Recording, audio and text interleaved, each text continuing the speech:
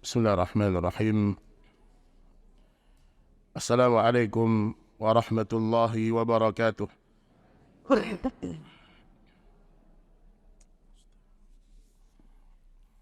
Alhamdulillahi rabbil alamin. Wabihi nasta'inu ala umuri dunya wad din. Wassalatu wassalamu ala asrafil anbiya wal mursalin. Wa ala alihi wa ashabihi wa man sara ala nahjih. وتمسك بسنته إلى يوم الدين. يا أيها الذين آمنوا اتقوا الله حق تقاته ولا تموتن إلا وأنتم مسلمون. يا أيها الناس اتقوا ربكم الذي خلقكم من نفس واحدة وخلق منها زوجها وبث منهما رجالا كثيرا ونساء واتقوا الله الذي تساءلون به والأرحام إن الله كان عليكم رقيبا. أما بعد فإن أصدق الحديث كتاب الله وخير الهدى هدى النبي صلى الله عليه وعلى آله وسلم وشر الأمور محدثاتها فإن كل محدثة في الدين بدعة وكل بدعة ضلالة wa kulla dhalalatin finnar. Kaum muslimin dan kaum muslimat rahimani wa rahimakumullah. Alhamdulillah, pada pagi yang berbahagia ini kita bersyukur kepada Allah Subhanahu wa taala atas segala nikmat iman dan nikmat Islam. Kita bersyukur kepada Allah Subhanahu wa taala, Zat yang tidak pernah menyia-nyiakan setiap orang yang meluruskan ibadahnya karena Allah Subhanahu wa ta'ala. Allah Subhanahu wa ta'ala berfirman, "Wa in ta'uddu ni'matallahi la tuhsuha." Kalau seandainya kalian mencoba menghitung-hitung nikmat Allah, maka tidak seorang pun yang mampu menghitung nikmat tersebut. Dan nikmat yang paling besar dalam hidup kita ini, ikhwan dan akhwat rahimani wa rahimakumullah, ketika Allah Subhanahu wa taala memudahkan langkah kaki kita untuk senantiasa belajar tentang agama Allah. Kita belajar tentang Allah Subhanahu wa taala, tentang nabinya, tentang hadis-hadis Rasulullah sallallahu alaihi wasallam. Dan mudah-mudahan setiap ilmu yang kita pelajari itu semakin menambah rasa cinta kita kepada akhirat dan semakin membuat kita mengerti tentang tujuan hidup kita yang sebenarnya. Allahumma amin. Baik jemaah sekalian rahimani wa rahimakumullah, kita akan membahas pada pertemuan ini, tentu tidak bisa berurut lagi ya, karena mungkin kita satu atau dua pertemuan saja. Kita akan mengambil satu bab dalam kitab Tauhid, yaitu bab di halaman 112. Dan sebagian kita akan ambil dalil juga di halaman 116. Bab 31 tentang bab mahabbatullah subhanahu wa ta'ala. Dalam kitab Tauhid ini, bab tentang mahabbatullah, tentang kecintaan kepada Allah Subhanahu wa ta'ala. Bapak Ibu yang dirahmati Allah, Ahlu Sunnah, mereka telah meletakkan ada pilar utama dalam ibadah. Setiap Bapak Ibu ibadah harus ada 3 pilar ini. Harus semuanya ini kita terapkan dalam ibadah. Yang pertama, Allah harus karena dasar cinta. Mahabbah, cintaan. Dan banyak orang ketika membahas masalah bab mahabbah ini, mereka hanya membahas antara diri mereka dengan orang lain. Hanya itu. Ketika membahas masalah kasih sayang, sebagian orang hanya membahas antara diri dia dengan hamba-hamba Allah. Padahal bab kecintaan ini pertama kita letakkan untuk Allah dan Rasulnya alaihi salatu wassalam. Itu bab pertama dalam masalah cinta. Pilar yang kedua yaitu al-khauf, fil ibadat. Ketika kita beribadah kepada Allah, harus ada rasa takut. Rasa takut. Takut kenapa, Pak? Takut amal kita nggak diterima. Takut jangan-jangan ibadah sholat saya, ibadah puasa saya, ibadah sedekah saya, dan selainnya Allah nggak terima. Ada yang menjamin atau tidak, Bapak Ibu? Ada yang nggak jaminan, Pak? Kita ini diterima amal kita, ada atau tidak? Nggak ada. Maka sehebat apapun antum beribadah, sehebat apapun kita sholat, Pak, kita mengatakan kita sudah ikhlas, kita mempelajari bagaimana cara sholat sesuai sunnah Nabi SAW, tetap nggak ada jaminan. Tidak ada jaminan. Maka munculkan rasa takut ketika ibadah. Ya Allah, jangan-jangan umroh saya nggak sah ini. Jangan-jangan sedekah saya tidak ikhlas. Jangan-jangan bakti saya sama orang tua ini nggak maksimal.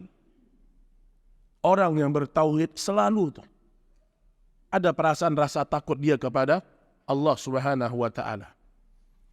Pilar yang ketiga, ar-raja. Ketika dia beribadah, dia berharap ibadah itu diterima Allah. Jadi seimbang semuanya. Rasa cinta ada, rasa takut ada, rasa harap ada. Harus seimbang semuanya.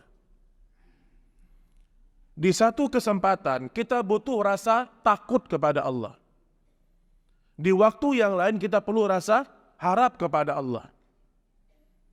Maka salah satu bab di halaman 112 ini menjelaskan tentang bab mahabbah.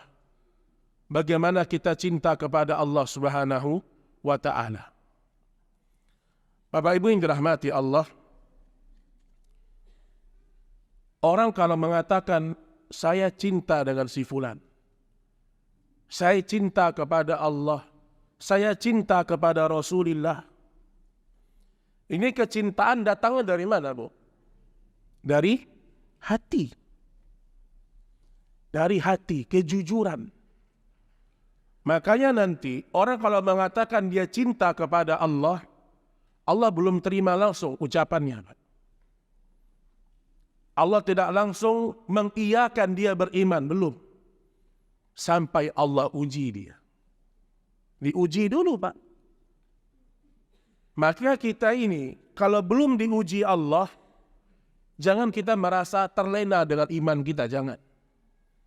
Oh saya, insya Allah saya beriman, Ustaz. Insya Allah saya ini, Ustaz, lebih cinta kepada Allah dari siapapun di dunia ini. Dia boleh ngomong gitu, gak apa-apa.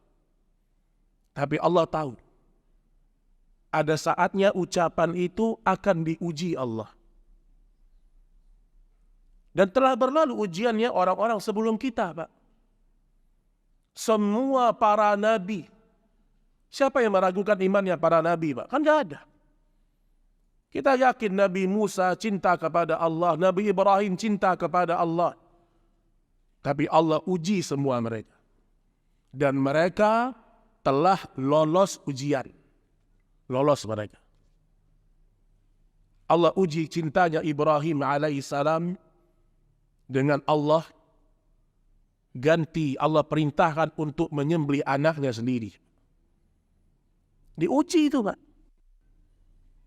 Antum bertahun-tahun nikah, belum dapat anak. Tiba-tiba dapat anak, ketika dewasa disuruh sembelih. Kebayang gak, Pak? Itu kalau nggak cinta mati sama anak, itu nggak bisa itu, Pak.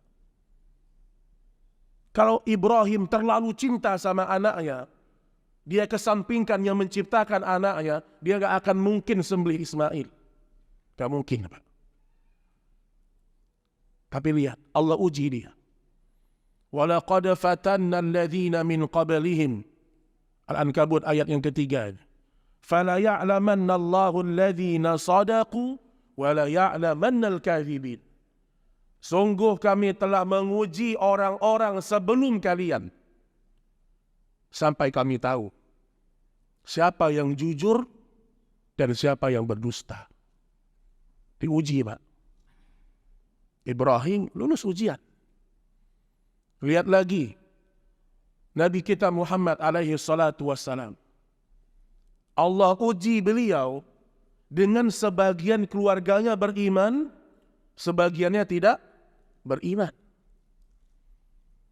Allah uji beliau dengan dia harus hijrah ke kota Madinah. Nabi Muhammad alaihi salatu wassalam. Makanya kita ini harus meletakkan cinta kita kepada Allah lebih tinggi daripada segala-galanya. Karena nanti itu yang bisa membuat kita mudah dalam mentaati Allah. Mudah.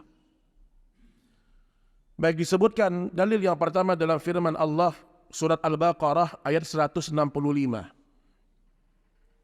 Allah Subhanahu wa taala berfirman, "Wa minan nasi man yattakhidhu min dunillahi andadan yuhibbunahum ka hubbillah." Al-Baqarah 165. Di antara manusia ada orang-orang yang menyembah tandingan-tandingan selain Allah. Yuhibbunahum ka hubbillah. Lihat, Pak. Berarti ada kesyirikan bermula dari rasa cinta. Allah mengatakan ada orang-orang yang dia menjadikan tandingan-tandingan selain Allah. Yuhibbunahum ka hubbillah. Mereka cinta kepada tandingan-tandingan itu seperti cinta mereka kepada Allah. Sama aja, Pak, nggak boleh itu, Pak. Cinta kita ke Allah 10, cinta kita kepada pasangan hidup 10. Nggak boleh. Sama aja nggak bisa. Cinta kita kepada Rasul 10, cinta kita kepada guru kita 10. Nggak bisa. Cinta kita kepada Allah dan Rasulnya harus lebih tinggi daripada siapapun. Kalau tidak demikian, kita akan terjatuh kepada syirkul mahabbah. Kesyirikan karena rasa cinta. Inilah kesyirikan yang menimpa orang-orang terdahulu ketika mereka mulai gulu terhadap guru-guru mereka. Mereka terlalu cinta sama gurunya, terlalu cinta sama tuan gurunya. Akhirnya tuan gurunya seperti Tuhan. Kata gurunya jalan, jalan terus. Sampai sebagian mereka meyakini bahwasanya gurunya lebih tinggi daripada Nabi. Hati-hati ini. Makanya disebutkan di sini, mereka mencintai tandingan-tandingan selain Allah seperti mereka cinta sama Allah. وَالَّذِينَ آمَنُوا أَشَدُّ حُبًّا لِلَّهِ. Dan orang-orang beriman, rasa cintanya kepada Allah asyad. Dahsyat. Mirip-mirip tuh ya bahasa Arab tuh ya. Asyad artinya apa? Dahsyat. Jadi banyak Indonesia ini mencontek bahasa Arab banyak. Makanya yang anti-anti Arab ini harus hati-hati nih, Pak. Semua ibadah kita dengan bahasa Arab, hukum asalnya. Maka di sini disebutkan, orang beriman rasa cintanya lebih hebat. Tapi perlu dibuktikan. Ada satu kisah di masa para sahabat Rasul sallallahu alaihi wasallam dalam sebuah peperangan. Fahamlah kita bahwasanya orang kalau berperang berarti para sahabat memerangi orang musyrik, berarti Allah dalam perang ya, melihat terjaku di medan perang, tersyukur. Sama sahabat yang lain diambil pedang mau ditebas leher musyrik ini. Datanglah anak dari ayah ini yang dia muslim. Dia mengatakan sebentar, kata dia. Jangan. Biarkan aku yang menebas leher ayahku sendiri. Lihatlah. Dalam perang ya, bukan dalam kondisi normal, enggak. Kasih pedangnya sini, kata dia. Biarkan aku yang menebas leher ayahku sendiri. Agar jelas bagiku, aku lebih cinta kepada Allah atau ayahku. Ayahnya enggak mau taubat. Ayahnya melawan Rasulullah. Ayahnya menghinakan Islam. Maka dia sendiri yang membunuh ayahnya di medan perang. Antum bisa bayangkan bagaimana berlawanan tuh antara perasaan dia untuk cinta sama ayahnya dan untuk membunuh ayahnya. Tapi perintah Allah datang kepada dia. Ini Bapak Ibu sekalian. Ini kan contohnya ekstrim ya. Yang luar biasa. Minimal kita bisa mendahulukan Allah dan Rasulnya dalam prinsip yang kita pegang. Minimal itu. Contoh, antum sudah menikah, antum kerja di tempat yang haram. Kebetulan yang masuk kan orang tua antum juga. Itu repot tuh Pak. Orang tuanya masih awam, orang tuanya punya link. Udahlah kamu masih masuk kantor itu aja. Nanti sebut aja nama ayah di situ. Wih. Ternyata di kantor itu transaksi ribanya hancur banyak. Lihat. Kalau seorang anak dia lebih dahulukan ayahnya, nggak enak resign dari kantor karena ayah yang dulu masukkan. Diuji keimanan dia itu. Dia cinta kepada Allah atau cinta kepada ayahnya. Dan seorang kalau dia cinta kepada Allah, dia akan mudah meninggalkan semua larangan Allah. Karena sebenarnya larangan Allah keselamatan untuk kita, Pak. Coba antum baca ya, semua larangan Allah itu justru keselamatan untuk kita. Allah larang kita menipu, Allah larang kita berzina, Allah larang kita berdusta. Semua keselamatan untuk kita. Maka ingat ini, kecintaan kita kepada Allah harus lebih besar. Baik, kemudian kita lihat, ada beberapa golongan yang Allah sebutkan dalam Al-Quran, justru itu menjadi cobaan untuk kita. Ingat Bapak Ibu ya, fitnah itu kan masalah harta. Kemudian fitnah wanita. Namun ada fitnah yang dekat dari kita. Dan kita nggak sadar. Justru terkadang yang membuat kita itu lalai, membuat kita itu futur, justru orang-orang terdekat. Suami bikin futur, ada nggak Bu? Ini lihat perangai suami bikin futur. Suami lihat istri saya bikin futur saya Ustaz. Ada juga tuh. Kadang-kadang kita diuji dengan orang-orang di sekitar kita. Allah sebutkan ini dalam surah At-Taubah ayat 24. Nanti silahkan Bapak Ibu lihat. Sekarang kita sedang diuji di golongan yang mana? Allah Subhanahu wa taala berfirman, "Qul in kana aba'ukum wa abna'ukum wa ikhwanukum wa azwajukum وأزواجكم وعشيرتكم وأموال اقترفتموها وتجارة تخشون كسادها ومساكن ترضونها." Qul, katakanlah, jika bapak-bapak kalian, ini satu nih, ada orang berarti diuji dari bapaknya. Bapaknya tempat ujian dia. Seperti Nabi Ibrahim. Dia mendakwakan tauhid, bapaknya justru mengajak orang berbuat syirik. Dan ini dalil bahwasanya ketika anak itu saleh, bapaknya belum tentu saleh. Ketika saleh, anak belum tentu saleh. Jadi biasa aja kalau antum lihat ada orang, ini ustadz anaknya kok berantakan semua. Biasa aja Pak. Ada dua kemungkinan. Memang ustadznya yang tidak mendidik anaknya di rumah. Karena lebih banyak didik orang di luar daripada di rumah. Ada itu Pak. Terlalu banyak mengajar di luar, gak sadar anak belum bisa baca Quran. Lupa dia. Yang kedua, dia sudah berusaha mendakwakan agama sama anaknya, tapi hidayah nggak datang.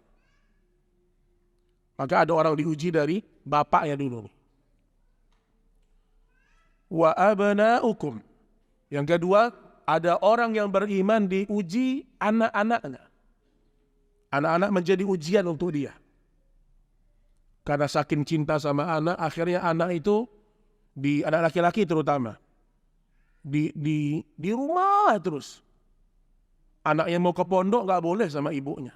Nanti ibu kangen sama kamu. Walaupun sekarang alhamdulillah banyak kemudahan. Anaknya semangat belajar agama, tapi nggak didukung. Tapi sebaliknya, terkadang kita yang diuji dengan anak kita, Pak. Kita sudah ngaji sunnah, anak kita belum. Merintahkan mereka sholat, merintahkan mereka jangan pacaran, merintahkan mereka untuk taat sama Allah, berat gitu. Cobaan terus. Sebagaimana Ibrahim diuji juga anaknya. Jadi maka kata para ulama, Ibrahim alaihissalam ini contoh keteladanan dalam ujian-ujian hidup diantaranya, Pak. Karena Nabi Ibrahim atasnya ujian, bawahnya ujian, Pak. Itu Ibrahim, Pak. Ayahnya pembuat patung. Anaknya diuji untuk disembelih. Tapi Ibrahim punya anak yang soleh. Sehingga Ismail mengatakan, satajiduni insyaallahu minas sabirin. Wahai ayahku, kalau itu memang perintah Allah sama kamu, memang Allah yang suruh, kau akan mendapatkan aku orang yang bersabar. Di sini kata para ulama akidah, terbentuknya rumah tangga sakinah, mawaddah, warahmah, itu tidak bisa kita sendirian. Tidak bisa. Ibrahim alaihissalam, kata sebagian para ulama sirah, seandainya Ismail, Pak, merengek-rengek, jangan sembelih saya, ayah. Mungkin Ibrahim tidak akan mampu, Pak. Iya atau tidak? Ibrahim nggak mau menyembelih anaknya, tapi ini perintah Allah. Seandainya Ismail mengatakan, ayah jangan sembelih saya, ayah nggak sayang sama saya, Masya Allah. Itu makin berat Ibrahim untuk menyembelih Ismail. Tapi lihat, datang perintah Allah, Ibrahimnya kuat, Ismailnya pun mendukung. Alaihissalam. Terwujudlah yang namanya perintah Allah itu. Makanya kita tidak punya tanggung jawab mengurus orang yang jauh, Pak. Kita punya tanggung jawab mendidik keluarga kita di rumah. Didik, Pak. Apalagi sebagai suami. Kita tuh pemimpin, Pak. Kita akan diminta Allah tanggung jawab di hari kiamat. Tentang semua keluarga kita. Terutama anak dan istri. Istri antum tuh melihat tuh. Apa yang dia tonton, apa yang dia baca, bagaimana ibadahnya, bagaimana muamalatnya, itu tanggung jawab kita tuh semua. Anak-anak kita, Pak, ketika dia sudah balik sholat atau tidak dia, tanggung jawab kita semuanya. Makanya sebagian orang dan orang-orang kafir, mereka menunjukkan bahwasanya banyak harta dan banyak anak itu tanda mereka dicintai Allah. Ini sifatnya jahiliyah ini, Pak. Mereka gharrathumud dunya, mereka terlena dengan dunia. Mereka menyangka kalau saya banyak harta, saya banyak keturunan, Allah cinta sama saya. Wa qalu nahnu aktsara amwalan wa aulada, ini kata mereka. Kami ini banyak duit, banyak harta, dan kami banyak keturunan. Wa ma kana mu'azzabin, dan kami tidak akan disiksa oleh Allah. Ini dua orang. Hati-hati dengan fitnah anak. Termasuk juga jangan tidak mau menjalankan perintah agama karena anak. Jangan. Anak minta A, minta B, kasih, tapi berikan syarat.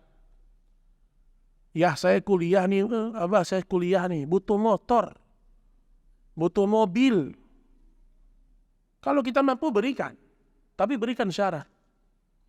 Ini kata Syekh Utsaimin rahimahullah, ketika beliau menasihati seorang anak muda, diberikan dia kendaraan, tapi ingat, kendaraan ini harus parkir 5 waktu di masjid. Bukan parkir doang, sholat maksudnya. Kalau parkir doang, sholat juga, Pak. Karena sebagian masjid ada sewa parkirnya tuh, Pak. Ini, Pak. Kita fasilitasi anak kita, tapi kita ingatkan dia. Tentu dengan lemah lembut, dengan kasih sayang. Tunjukkan kita ini ingin kebaikan untuk dia. Itu yang kedua. Antum lihat, antum diuji dari sisi anak atau tidak. Baik dari sisi belum punya anak, atau anak terlalu banyak. Itu dua-dua ujian itu, Pak. Ada orang diuji tidak punya anak. 20 tahun nikah, 30 belum punya anak. Maka jangan dia berputus asa. Jangan dia suuzon sama Allah. Atau menganggap, oh jangan-jangan begini, jangan-jangan begitu. Dia berikhtiar, dia minta sama Allah. Dikasih Allah anak, alhamdulillah. Enggak dikasih Allah, dia tetap ikhlas. Kenapa? Sebagian wanita, saya ingatkan. Sebagian wanita dia futur, Pak. Dia nggak semangat ngapa-ngapain setelah 30 tahun nikah, 40 tahun nikah belum punya anak. Akhirnya kadang-kadang nggak semangat dia dalam belajar, nggak semangat dalam hal-hal kebaikan. Lupa dia. Wanita terbaik di dunia ini, salah satu tidak punya anak. Siapa? Aisyah. Tapi yang menariknya ibu-ibu, tidak pernah ada satupun riwayat yang menunjukkan ibunda Aisyah itu mengeluh dan bersedih. Nggak ada. Nggak ada. Padahal Aisyah radhiyallahu taala anha dinikahi sama usia yang sangat muda. Menunjukkan bahwasanya mereka orang-orang yang tidak tertipu dengan dunia. Anak dunia, harta dunia. Ada lagi orang yang anaknya terlalu banyak, Masya Allah. Ini sebenarnya anugerah, Pak. Satu istri anak 8 gitu, Masya Allah. Tinggal 5 lagi bisa main bola itu, 5 lagi. Masya Allah, Pak. Tapi apakah sekedar banyak-banyak? Karena orang-orang jahiliyah mengatakan, aksara amwalan wa aulada. Kami orang yang banyak harta, kami orang yang banyak anak. Makanya kalau antum sudah punya anak, antum jadikan itu ladang amal, Pak. Meninggal antum hari ini, kalau antum dulu di dunia nggak pernah sedekah jariah, nggak juga mengajarkan ilmu yang bermanfaat, paling tidak itu. Anak yang selalu mendoakan. Kadang-kadang anak yang ngerti agama aja lupa doain kita, Pak. Lupa dia. Apalagi yang tidak belajar agama. Ini nih, ingat, jangan jadikan itu sebagai fitnah untuk kita. Wa ikhwanukum. Ini golongan ketiga. Ada orang diuji dengan kerabat-kerabatnya. Kita nggak punya masalah dengan ayah kita, nggak punya masalah dengan ibu kita.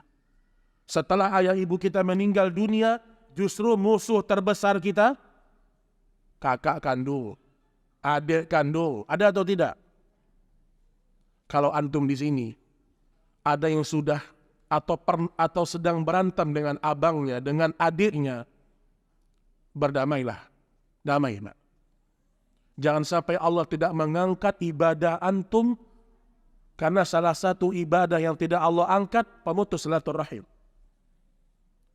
Kata Nabi SAW, setiap Senin dan Kamis diangkatnya amalan. Dan tidaklah terangkat amal-amal yang orang yang memutuskan silaturahim. Ini itu ujian.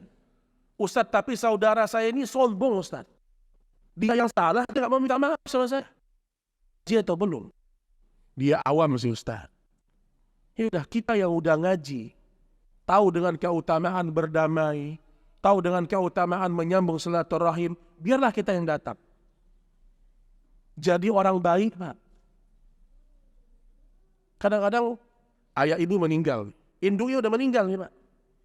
Ini biasa induk kalau udah nggak ada, sulit. Iya atau tidak? Karena biasa tempat kita berkumpul di rumah ayah kita, di rumah ibu kita. Itu yang bisa membuat kita bertemu, berdamai. Tapi kalau ayah udah nggak ada, ibu udah nggak ada, tinggal kakak. Nah, saudara kita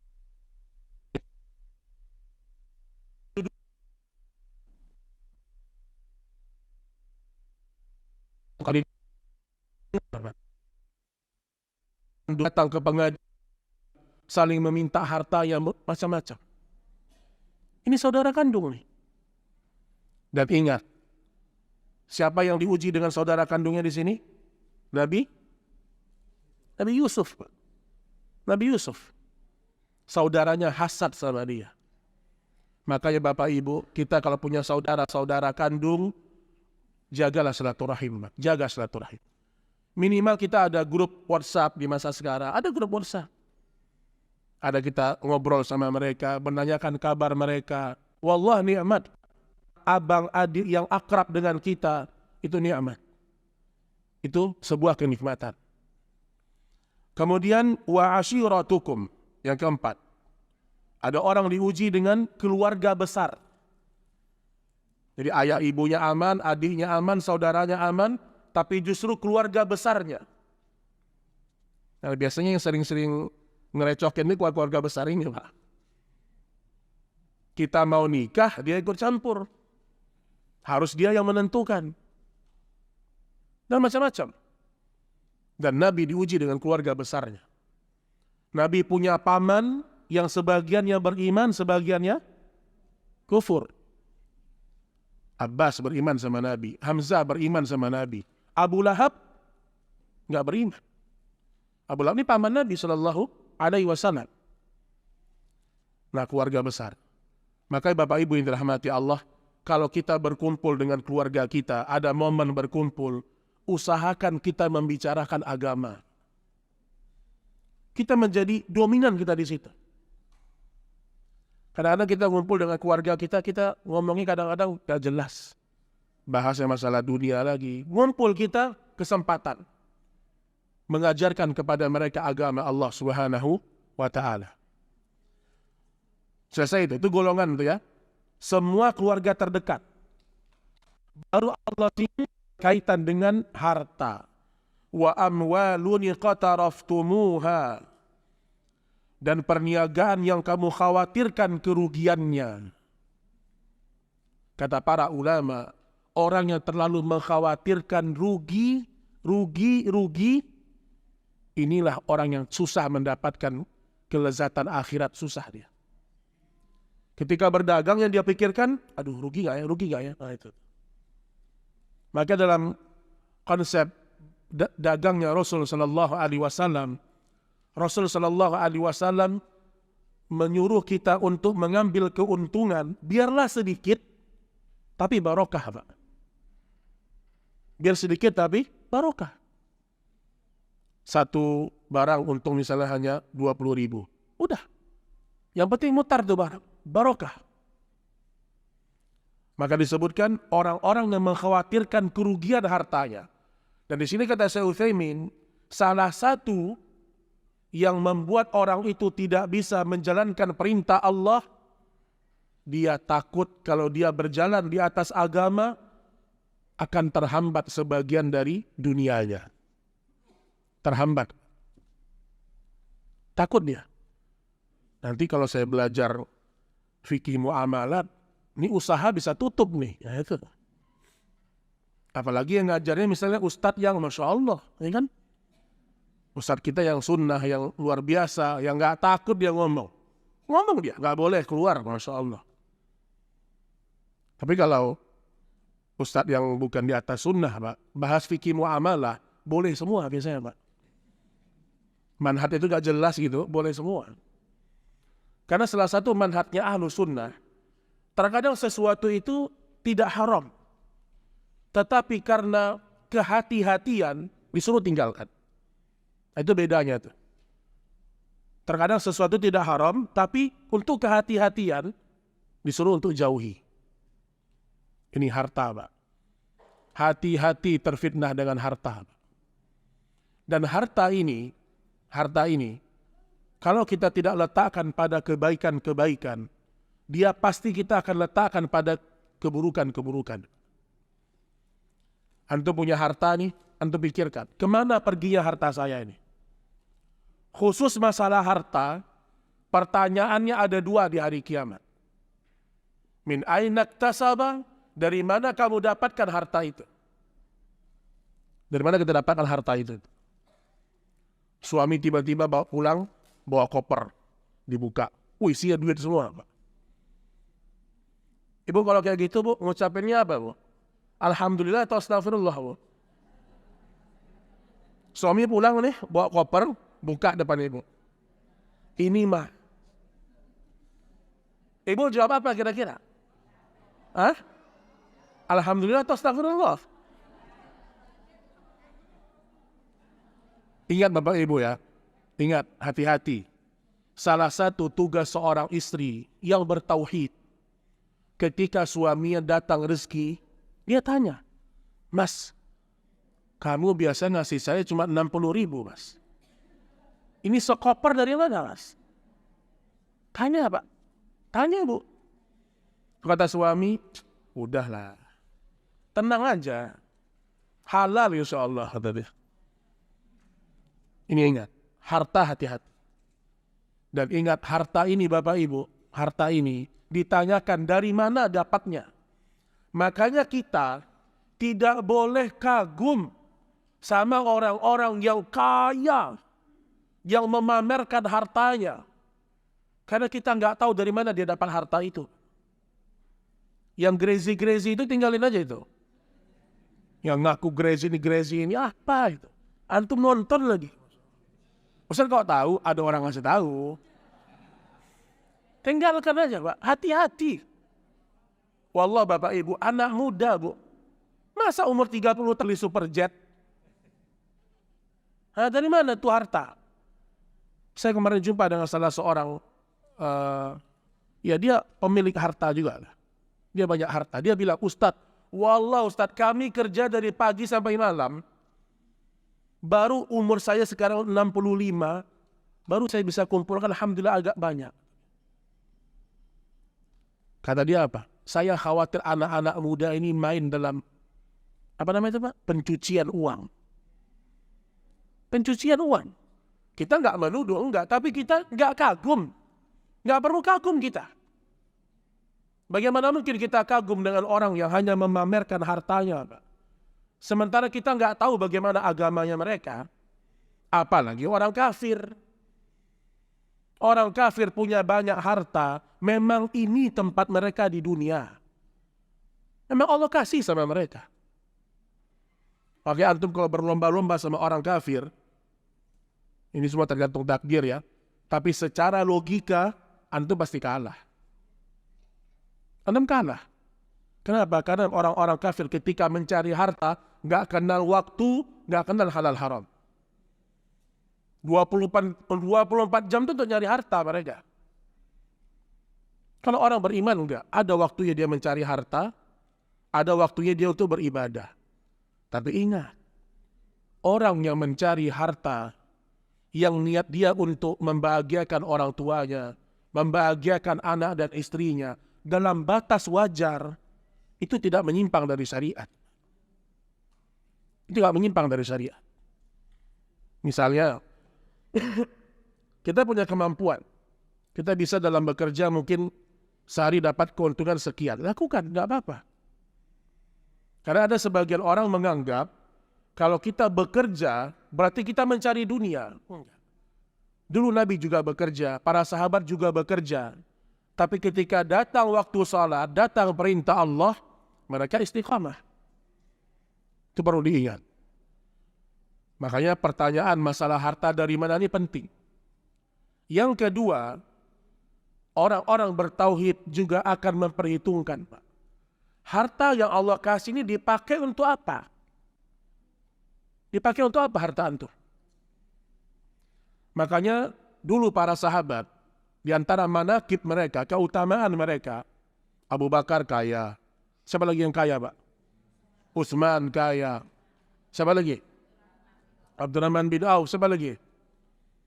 Nah, inilah tiga orang yang terkenal lah ya, dengan kekayaannya. Mereka dipuji Allah bukan karena mereka kaya, bukan karena zat hartanya, bukan. Tetapi karena mereka punya harta, hartanya dipakai untuk agama Allah. Ini yang membuat mereka dipuji Allah, Pak. Abu Bakar datang dengan seluruh hartanya. Ini iman yang luar biasa, ya, Pak. Karena sedekah ini, Bapak Ibu, bukti keimanan, Pak. Kata Nabi, as-sadaqatul burhan. Sedekah itu bukti keimanan. Kenapa? Orang dia kerja dari pagi sampai sore, dia dapat duit. Tiba-tiba duitnya dia kasih sama orang. Secara logika, Pak, kalau kita ikuti emosi kita, enak betul. Saya kerja dari pagi, kok saya kasih-kasih ke orang? Iya atau tidak? Iya, kalau orang tidak punya iman di hati dia, apalagi perasaannya sudah rusak, hilang fitrah dia gak akan mau berbagi sama orang. Maka kata para ulama, ada orang-orang yang memiliki harta, semakin banyak hartanya, semakin luar biasa pelitnya. Ada berita kok, Pak. Orang yang berpenghasilan 10 miliar. 1 bulan bisa berantem hanya karena uang parkir yang 2.000 perak. Bisa itu. Jadi maksud saya kita ini kalau punya harta, kalau kita nggak bertakwa, kita nggak mentauhidkan Allah, kita semakin pelit, Pak. Karena kita merasa, oh saya capek nih. Dari muda saya kerja, saya kuliah, belajar. Kok tiba-tiba uang dikasih ke orang? Maka kata Nabi, sedekah itu bukti iman. Kenapa? Ketika kita bersedekah, kita yakin di akhirat ada gantinya. Di akhirat ada gantinya. Maka ingat, yang sering-sering berwisata ke luar negeri, ingat nih. Terutama ke negeri-negeri kafir. Antum kalau buka Aqidatul Wala wal Bara, ya, itu ada pembahasan masalah akidah wala wal bara, Pak.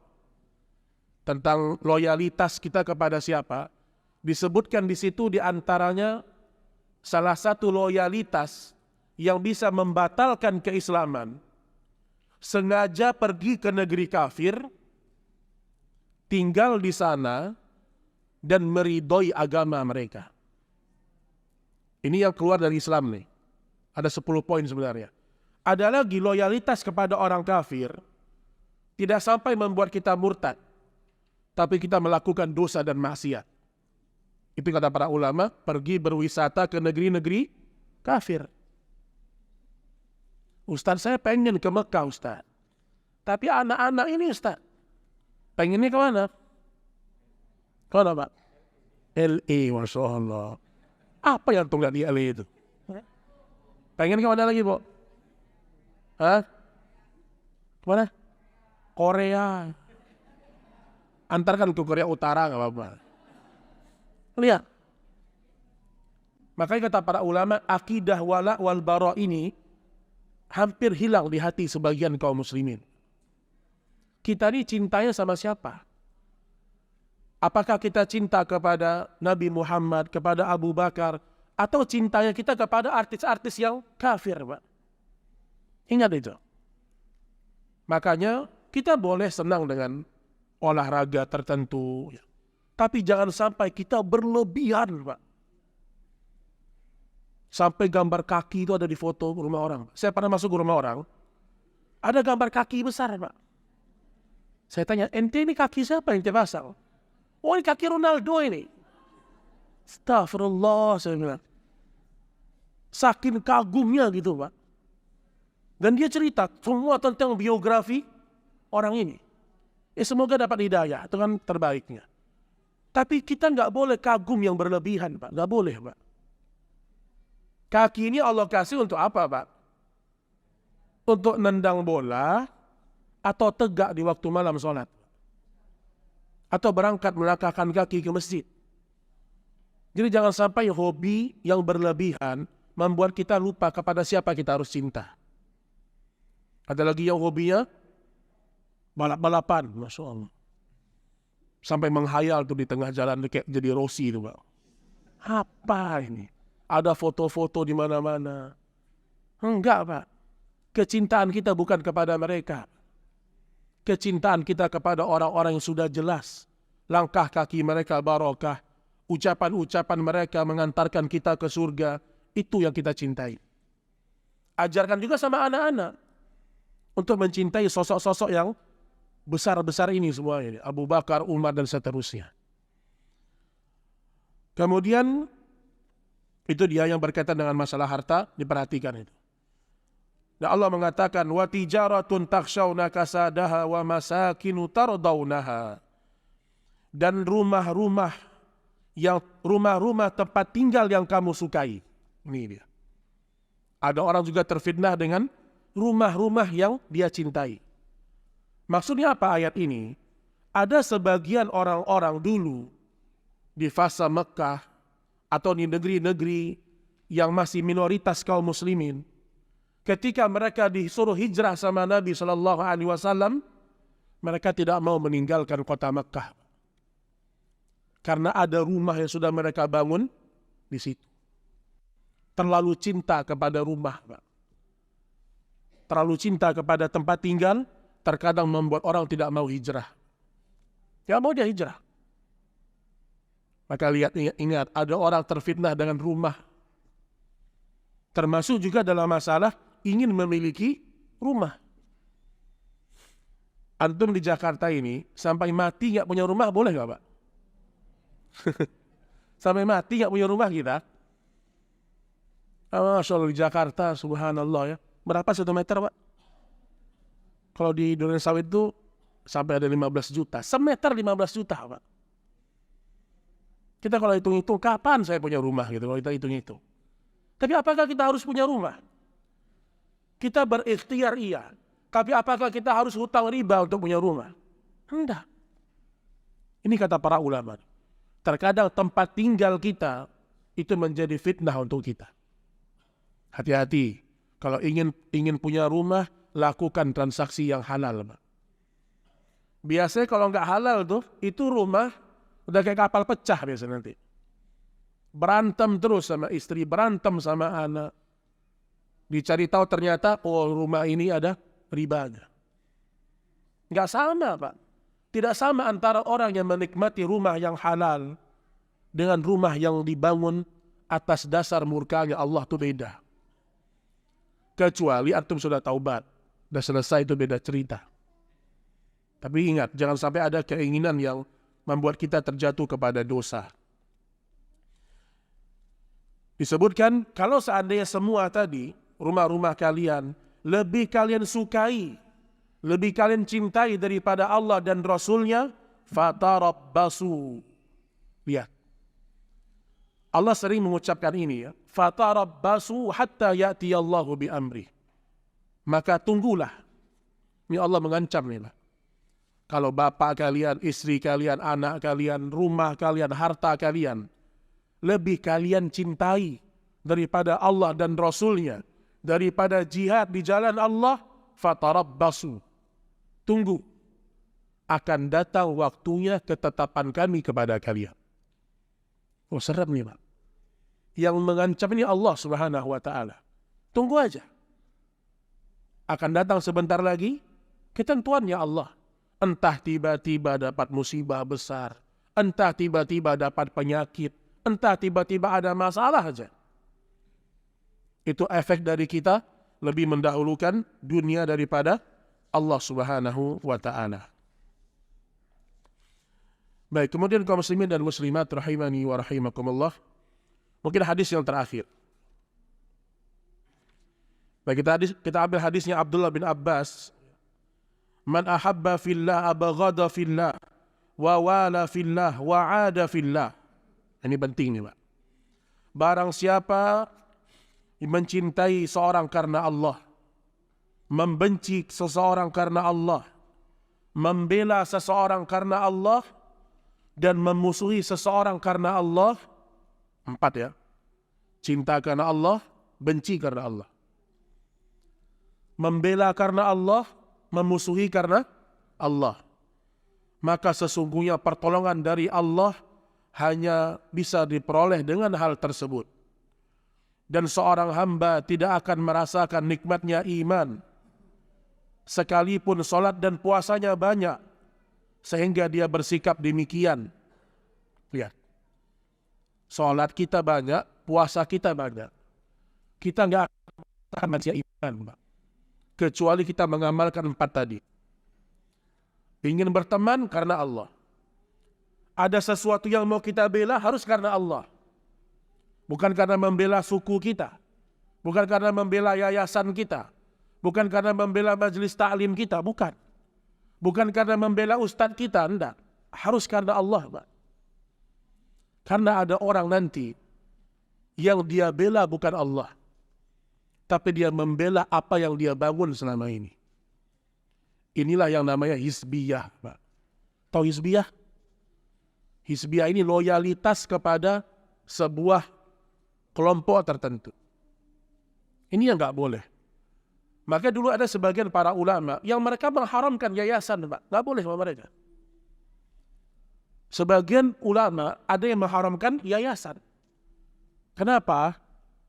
Dikhawatirkan kalau orang punya yayasan, yang dia bela lagi bukan agama Allah, tapi yayasannya, kelompoknya. Namun ulama tidak sepakat semuanya. Mereka mengatakan selama yayasan hanya sebagai badan hukum, karena kita di Indonesia, tapi yang kita bela agama Allah, maka tidak mengapa. Tapi tetap harus hati-hati. Tetap harus hati-hati. Disebutkan, kalau dia bersikap demikian, persahabatan di antara manusia pada umumnya didasarkan atas kepentingan dunia, namun hal itu tidak berguna sedikit pun bagi mereka. Jadi ini dia, landasan 4, keimanan. Kalau ingin mencintai karena Allah, membenci karena Allah. Bagaimana membenci karena Allah, Pak? Kita membenci seseorang karena dia melakukan dosa, kita nggak suka. Makanya kata para ulama,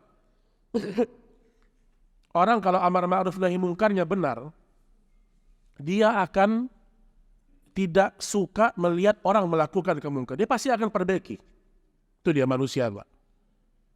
Kalau dia melihat orang melakukan dosa, dia akan perbaiki. Karena dia nggak suka dengan sebuah kemungkaran. Termasuk juga di sini adalah seorang membela dan bermusuhan karena Allah. Para sahabat ketika mereka perang karena Allah. Subhanahu wa ta'ala. Kalau kita bisa menerapkan 4 ini dalam hidup kita, kata Nabi SAW, kalian akan mendapatkan manisnya iman. Manisnya sebuah persahabatan, manisnya sebuah amalan, akan kita rasakan dalam hidup kita. Wallahu ta'ala a'lam bissawab. Mungkin ini yang bisa Anda sampaikan pada pertemuan ini. Semoga bermanfaat. Mungkin sebelum kita akhiri, kalau ada pertanyaan dipersilahkan jemaah sekalian. Silahkan, Pak.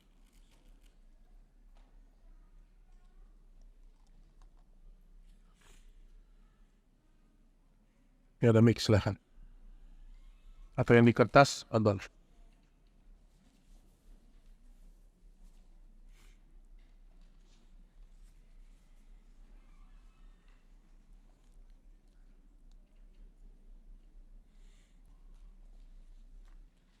Baik, mungkin cukup insya Allah pada pertemuan ini kalau tidak ada pertanyaan. Semoga Allah Subhanahu wa ta'ala memberikan taufik kepada kita semuanya. Dan semoga Allah Subhanahu wa ta'ala menerima semua amal-amal ibadah kita. Wa sallallahu ala nabiyyina Muhammad subhanakallahumma wa bihamdik. Ashhadu an la ilaha illa anta astaghfiruka wa atubu ilaik. Assalamualaikum warahmatullahi wabarakatuh.